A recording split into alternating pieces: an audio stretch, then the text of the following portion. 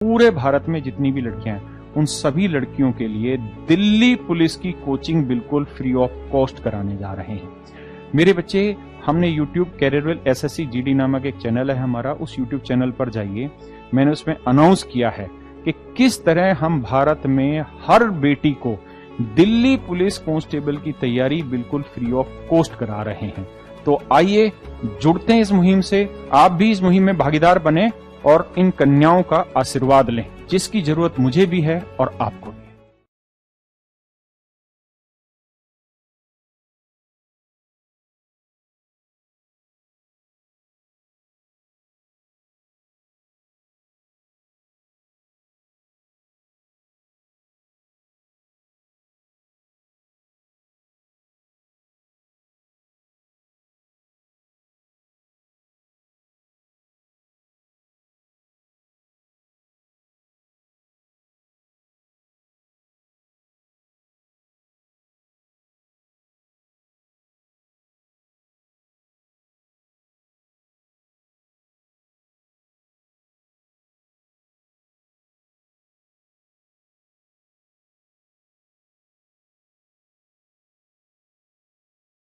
Good morning, नमस्कार, आदाब, सत श्री अकाल, वेलकम, सुस्वागतम सभी लोगों का। दोस्तों, क्लास लाइव हो चुकी है। जल्दी से सारे के सारे लोग यहाँ पर मौजूद हो जाइए। तारीख आपको पता है, आज 7 अक्टूबर 2024 है। Class is absolutely live. आप सभी लोगों का बहुत बहुत स्वागत, इस्तकबाल, अभिनंदन। जल्दी से याद दिलाइए, लास्ट क्लास में हम लोग क्या पढ़ रहे थे। बातचीत वहीं से हमें कंटिन्यू करनी है। जी, क्या पढ़ रहे थे लास्ट क्लास में, प्लीज एक बार बता दीजिए।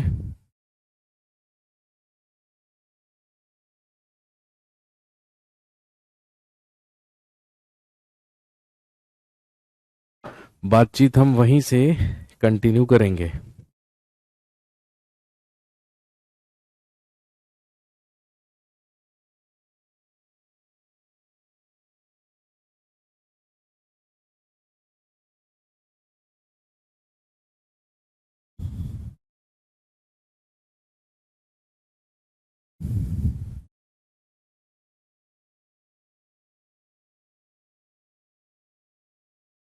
आप जानते हैं कि हम यूनियन लेजिस्लेचर में पार्लियामेंट या संसद के बारे में बात कर रहे थे, और मैंने आपसे कहा था कि जब अगली क्लास में हमारी मुलाकात होगी तो हम बात करेंगे about types of motion in the parliament, या संसद में प्रस्तावों के प्रकार। तो चलिए शुरू करते हैं। हेडिंग डाल लीजिए, types of motions in the parliament.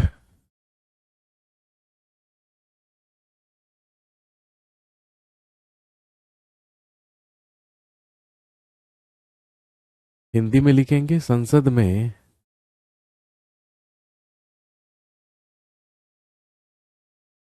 में प्रस्तावों के प्रकार।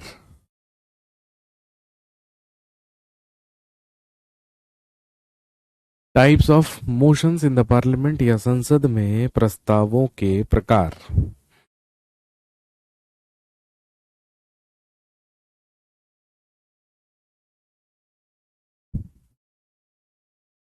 संसद में लाए जाने वाले प्रस्ताव कौन कौन से होते हैं, उसी के बारे में हम यहाँ पर बात करेंगे, यहाँ पर चर्चा करेंगे।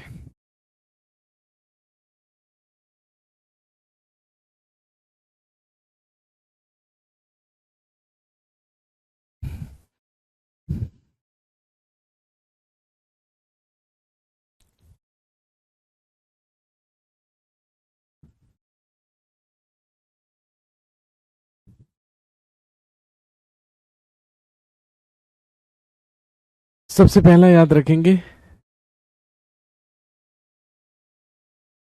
Calling attention motion,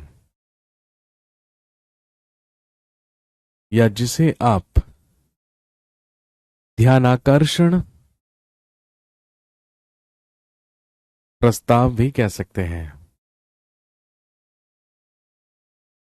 calling attention motion, या जो कहलाता है ध्यानाकर्षण प्रस्ताव।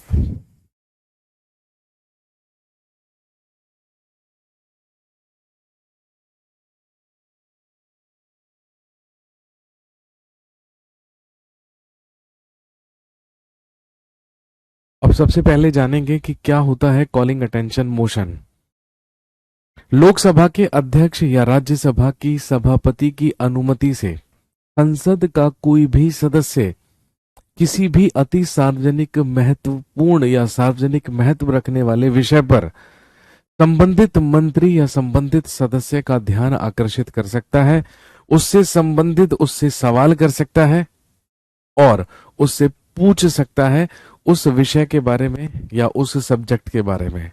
और जो संबंधित मंत्री या संबंधित सदस्य है वो चाहे तो उस पर तुरंत बयान दे सकता है, उस पर बयान देने के लिए वक्त मांग सकता है। और ध्यान रखेंगे ये जो कॉलिंग अटेंशन मोशन है, ये जो ध्यानाकर्षण प्रस्ताव है, ये भारतीय संसद की ही देन है, इसे हमने कहीं से अडॉप्ट नहीं किया है। ये इंडियन पार्लियामेंट्री सिस्टम से ही क्या किया गया है, अडॉप्ट किया गया है। तो सिंपल सा है, अगर संसद में सत्र चल रहा है, सेशन चल रहा है और अगर कोई भी मंत्री या कोई भी सांसद लोकसभा के अध्यक्ष या राज्यसभा के सभापति से अनुमति लेकर किसी भी महत्वपूर्ण विषय पर संबंधित मंत्री का ध्यान आकर्षित करता है, उससे सवाल करता है, उससे इंक्वायरी लेने की कोशिश करता है, तो that is calling attention motion, उसी को ध्यानाकर्षण प्रस्ताव कहा जाता है। इसके बाद एक याद रखेंगे जो कहलाता है एडजर्नमेंट मोशन, या इसे स्थगन प्रस्ताव भी कहते हैं, या कॉमनली आप कह सकते हैं इसे काम रोको प्रस्ताव भी कहा जाता है। काम रोको या स्थगन प्रस्ताव इसे कहा जाता है। इसे काम रोको प्रस्ताव या स्थगन प्रस्ताव कहा जाता है। ये कहलाता है एडजर्नमेंट मोशन।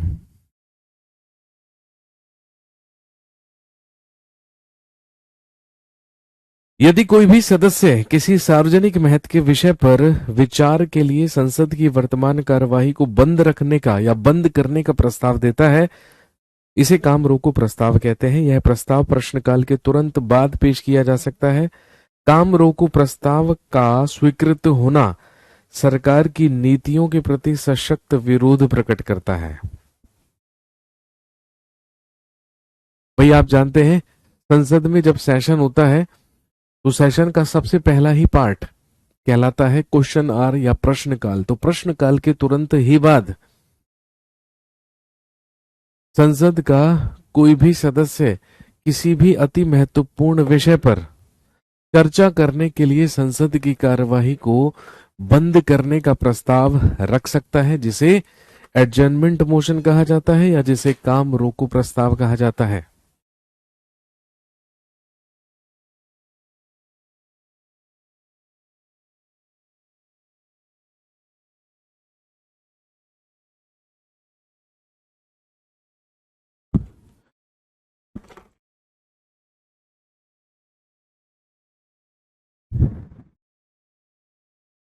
इसे एडजर्नमेंट मोशन या काम रोको प्रस्ताव कहा जाता है। इसके बाद एक कहलाता है प्रिविलेजेस मोशन। एक कहलाता है प्रिविलेजेस मोशन या जिसे आप हिंदी में कह सकते हैं विशेषाधिकार प्रस्ताव।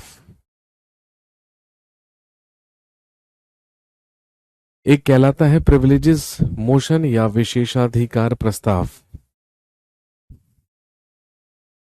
और ध्यान रखेंगे क्या मतलब है इसका। यदि किसी भी मंत्री के द्वारा किसी भी प्रकार के तथ्यों को प्रकट नहीं किया जाता है या गलत सूचना दी जाती है तो इससे संसद के विशेषाधिकारों का हनन होता है।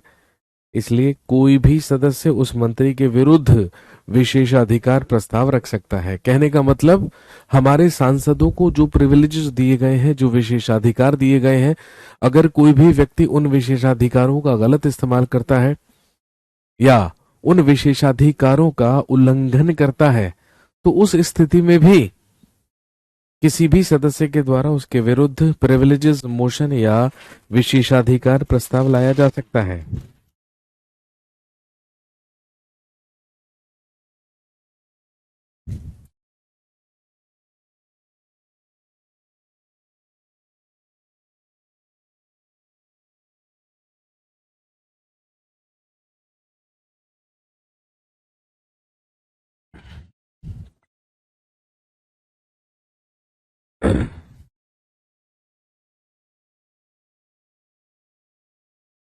इसके बाद एक होता है जो कहलाता है सेंस्योर मोशन। एक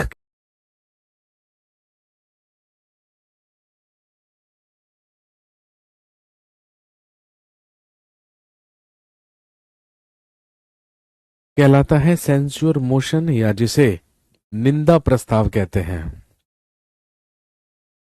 ये कहलाता है निंदा प्रस्ताव, सेंस्योर मोशन या निंदा प्रस्ताव। इसका मतलब क्या है? निंदा प्रस्ताव विपक्षी दल के सदस्यों के द्वारा सरकार की नीतियों की आलोचना करने के लिए लाया जाता है, और अगर निंदा प्रस्ताव सरकार के विरुद्ध पारित हो जाता है या पास हो जाता है तो मौजूदा सरकार को त्यागपत्र देना पड़ जाता है, इस्तीफा देना पड़ जाता है। ये हमेशा विपक्षी दल के सदस्यों के द्वारा लाया जाता है या पेश किया जाता है। एक होता है कट मोशन।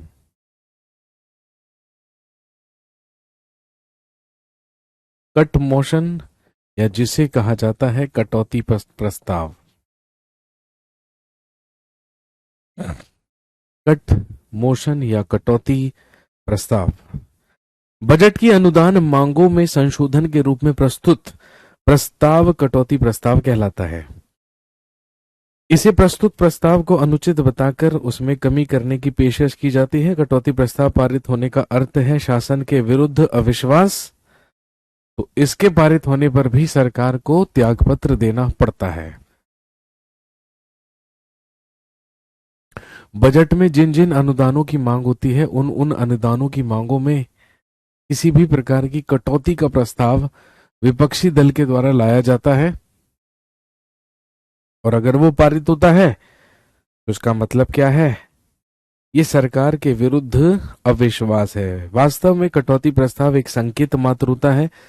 इसे विपक्षी दल के सदस्यों द्वारा पेश किया जाता है, पर सत्तारूढ़ दल इसे पारित नहीं होने देता है क्योंकि लोकसभा में उसका बहुमत होता है। तो भाई स्वाभाविक सी बात है, अगर लोकसभा में बहुमत ज्यादा है तो कट मोशन कभी पास ही नहीं हो सकता है पार्लियामेंट में। नेक्स्ट, अगला होता है no confidence motion.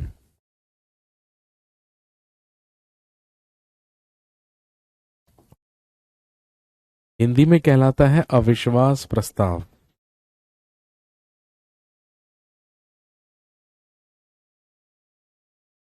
No confidence motion या अविश्वास प्रस्ताव। नो कॉन्फिडेंस मोशन या अविश्वास प्रस्ताव। क्या मतलब है अविश्वास प्रस्ताव का? यह प्रस्ताव लोकसभा में विपक्षी दल के द्वारा लाया जाता है। इस पर बहस के पश्चात मत विभाजन होता है, और अगर इसके पारित हो जाने पर अगर ये पारित हो जाता है तो सरकार को त्यागपत्र देना पड़ता है। और ध्यान रखेंगे, अविश्वास प्रस्ताव को लाने का कोई कारण बताना भी कंपलसरी नहीं होता है, अनिवार्य नहीं होता है।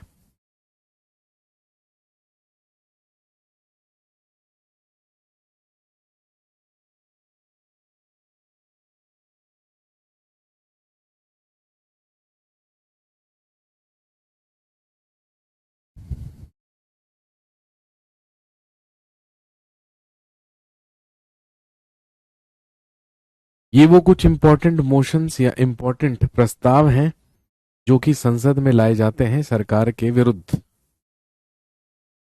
नेक्स्ट,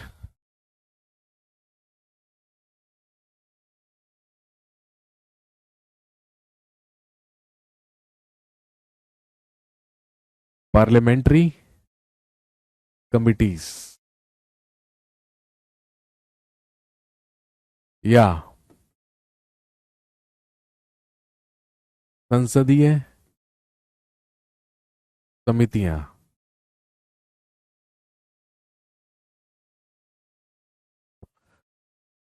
पार्लियामेंट्री कमिटीज या संसदीय समितियां।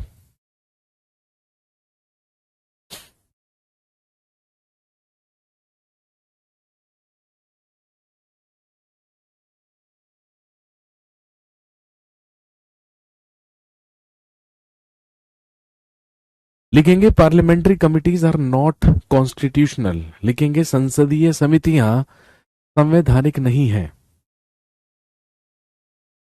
Parliamentary committees are not constitutional. संसदीय समितियां संवैधानिक नहीं है।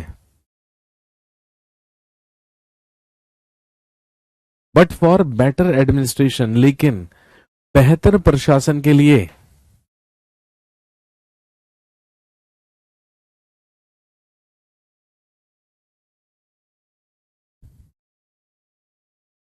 लिखेंगे फ्रॉम 1983 1983 से देवर स्टार्टेड, इनकी शुरुआत की गई।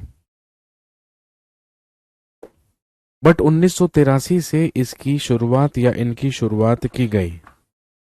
लिखेंगे these committees are made by the parliament only. इन समितियों को संसद के द्वारा ही बनाया जाता है।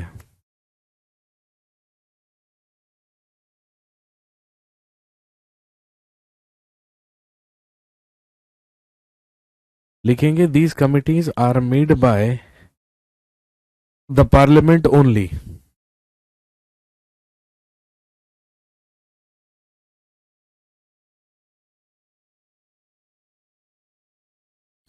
इन समितियों को संसद के द्वारा ही बनाया जाता है।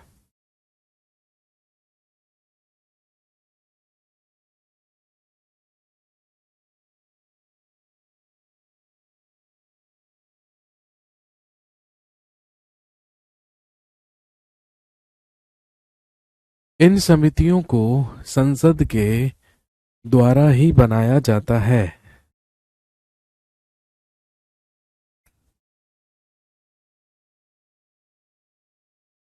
सर एसएससी के पीवाई क्यू करा दिया करो। ओके मेरे भाई, एसएससी के पीवाई क्यू करा देंगे आपको।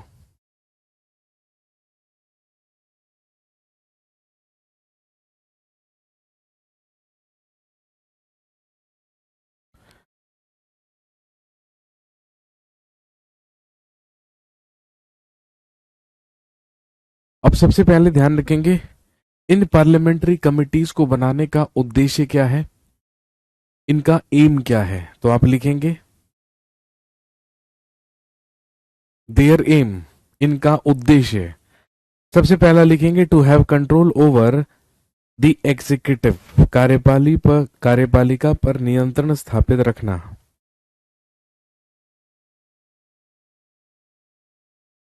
To have control over the executive, कार्यपालिका पर नियंत्रण स्थापित करना।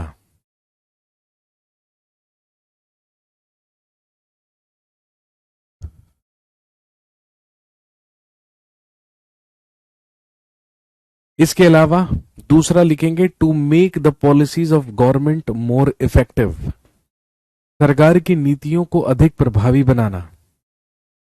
To make the policies of government more effective, सरकार की नीतियों को अधिक प्रभावी बनाना।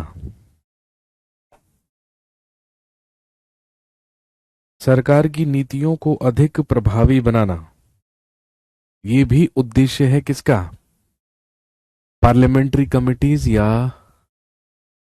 संसदीय समितियों का।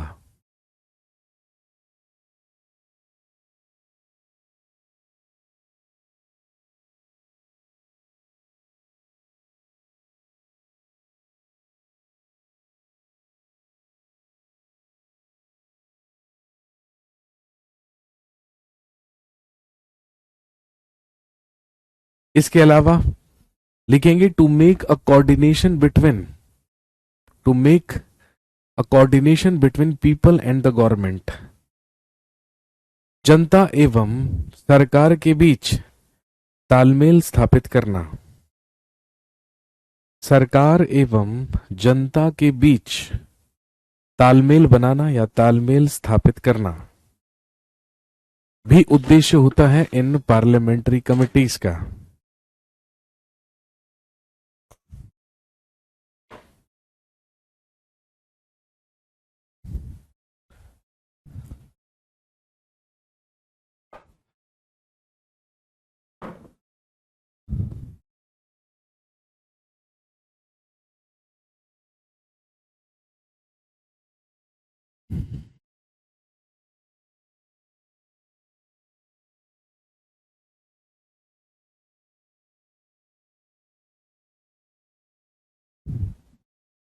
इसके अलावा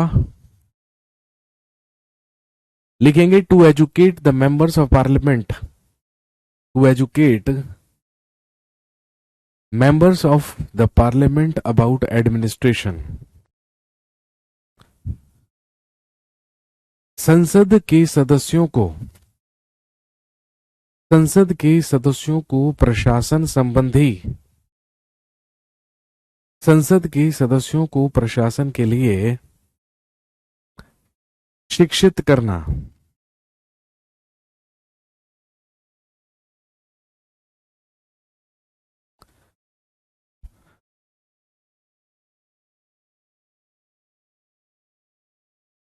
इसके अलावा अगला उद्देश्य होता है to study important subjects, to study important subjects and make inspections regarding them.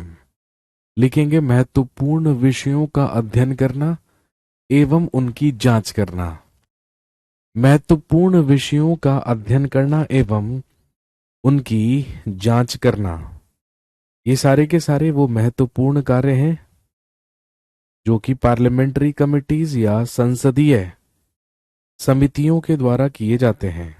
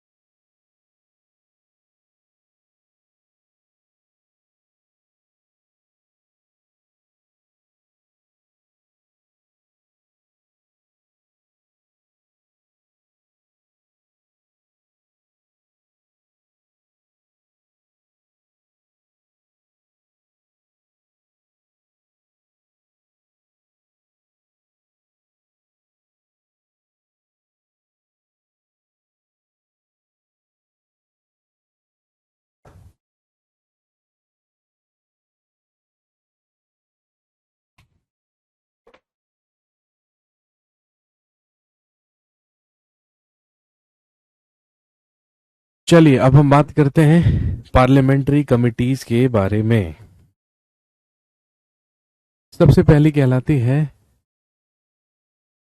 Estimates committee. सबसे पहले लिखेंगे एस्टीमेट्स कमिटी, या जिसे हिंदी में कहा जा सकता है प्राक्कलन समिति।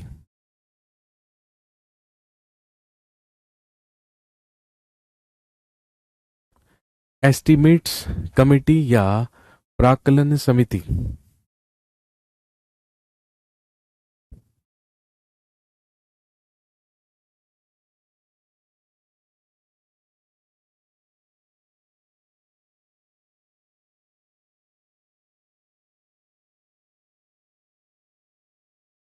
लिखेंगे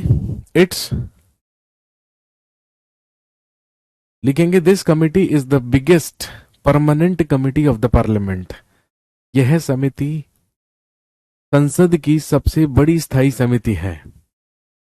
यह समिति संसद की सबसे बड़ी स्थायी समिति होती है।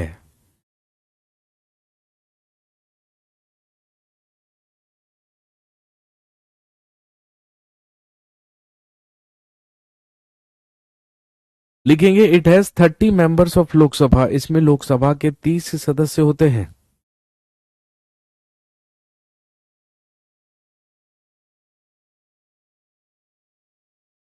It has 30 members of Lok Sabha, इसमें लोकसभा के 30 सदस्य होते हैं।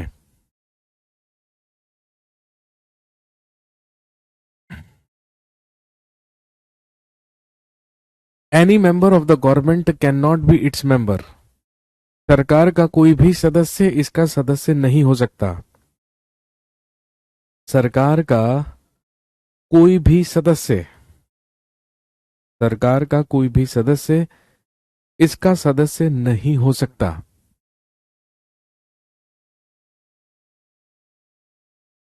और लिखेंगे यह समिति खर्च के दौरान खर्चों की जांच करती है। It inspects the expenses during their occurrence, यह समिति खर्चों के दौरान ही खर्चों की जांच करती है। और ध्यान रखेंगे यही कारण है, यही रीजन है, इसे अनुमान करने वाली वित्तीय समिति भी कहा जाता है।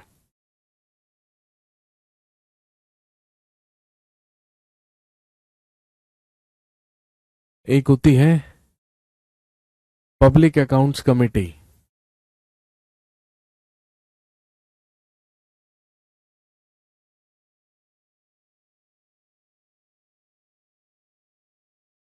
जिसे हिंदी में आप कह सकते हैं लोक लेखा समिति।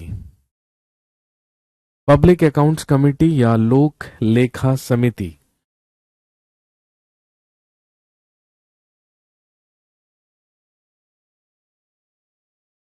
लिखेंगे this committee is also a permanent committee, यह समिति भी एक स्थायी समिति है। It has 15 members of Lok Sabha and 7 members of Rajya Sabha, इसमें लोकसभा के 15 और राज्यसभा के 7 सदस्य होते हैं।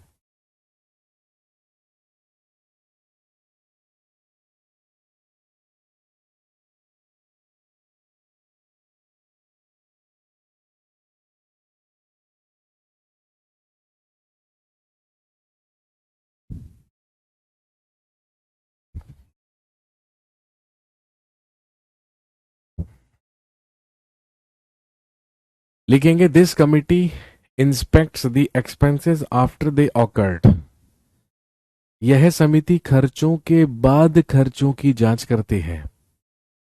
यह समिति खर्चों के बाद खर्चों की जांच करती है।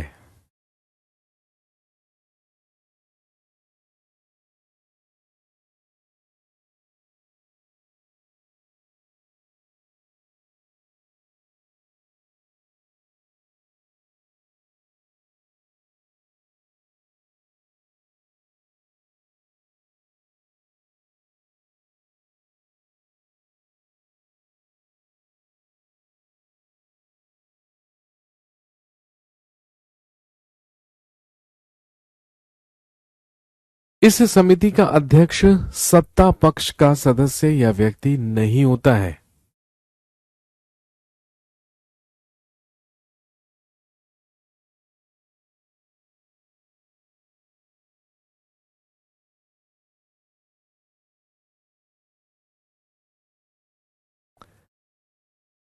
एक होती है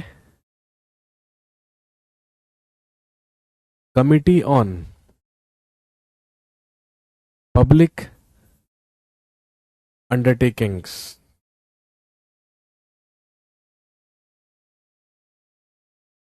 सार्वजनिक उपक्रम समिति। एक होता है पब्लिक या कमिटी ऑफ या ऑन पब्लिक अंडरटेकिंग्स, सार्वजनिक उपक्रम समिति। यह एक स्थायी वित्तीय समिति है जिसमें लोकसभा के 10 और राज्यसभा के 5 सदस्य होते हैं। समिति का सभापति लोकसभा का ही सदस्य होता है। और ध्यान रखेंगे यह समिति सार्वजनिक उपक्रमों की कार्यकुशलता, उनके व्यय, उनकी स्वायत्तता तथा व्यापारिक सिद्धांतों और व्यवहारों की जांच करती है। इसके बाद आती है सेलेक्ट कमेटी।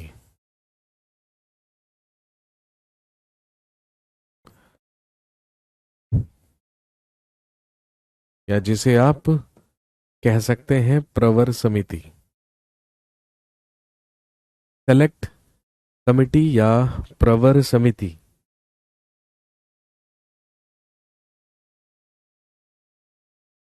यह एक अस्थायी समिति होती है।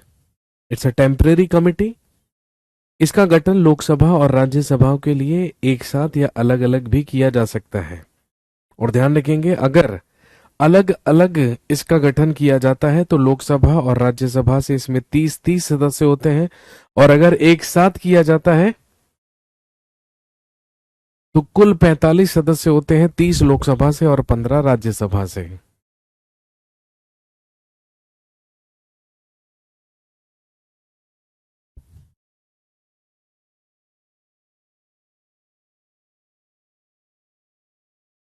यह समिति संसद में पेश किए जाने वाले किसी भी विधेयक की जांच करती है, और अगर उसमें किसी भी प्रकार का संशोधन का प्रस्ताव होता है तो वो रखती है।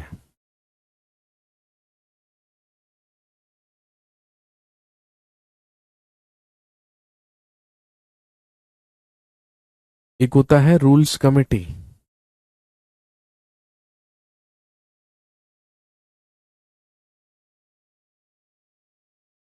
रूल्स कमेटी या कानून समिति।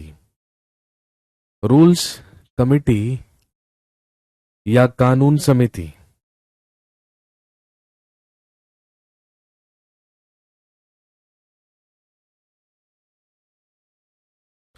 लिखेंगे, यह समिति कार्यपालिका के द्वारा बनाए गए नियम एवं कानूनों की जांच करती है। यह समिति कार्यपालिका के द्वारा बनाए गए नियम एवं कानूनों की जांच करती है।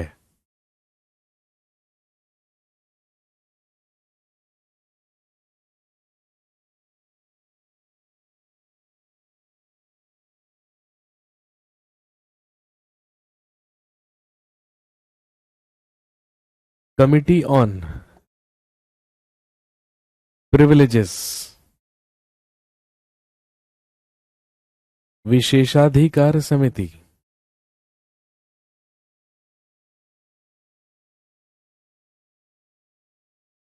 कमिटी ऑन प्रिविलेजेस या विशेषाधिकार समिति।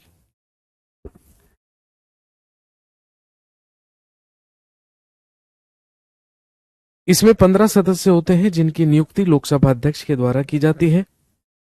प्रधानमंत्री और कानून मंत्री इस समिति के सदस्य होते हैं, और इस समिति का कार्य संसदीय विशेषाधिकारों का हनन होने के मामलों की जांच करना होता है और दंड की सिफारिश करना होता है।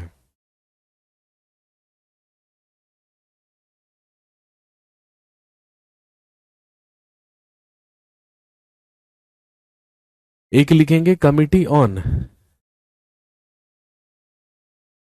Non government bills.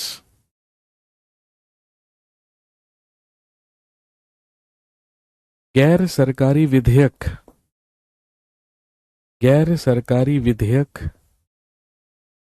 समिति। Committee on non government bills या गैर सरकारी विधेयक समिति। इसमें लोकसभा के अध्यक्ष के द्वारा मनोनीत 15 सदस्य होते हैं, और ध्यान रखेंगे यह समिति नॉन गवर्नमेंट बिल्स को पेश करने में मदद करती है। और एक लास्ट याद रखेंगे, salaries and allowances committee.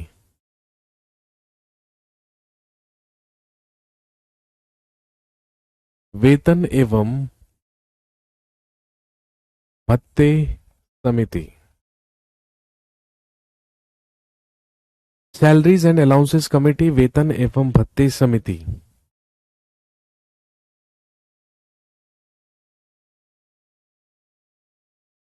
Salaries and allowances committee.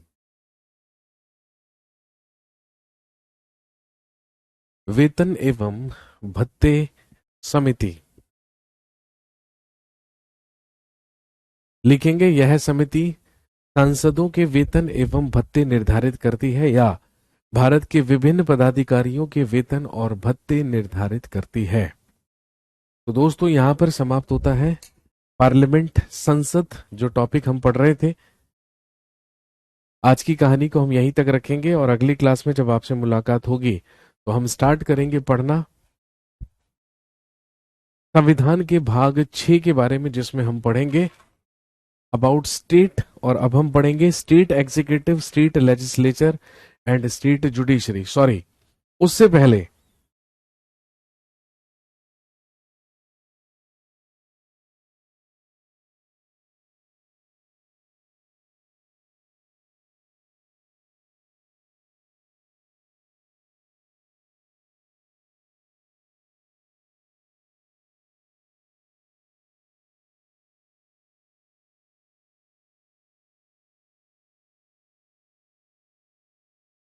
State शुरू करने से पहले अगली क्लास में हम पढ़ेंगे अबाउट यूनियन जुडिशरी, यानी कि संघीय न्यायपालिका के बारे में, जिसमें हम बात करेंगे महत्वपूर्ण रूप से सुप्रीम कोर्ट ऑफ इंडिया या भारत के सर्वोच्च न्यायालय के बारे में।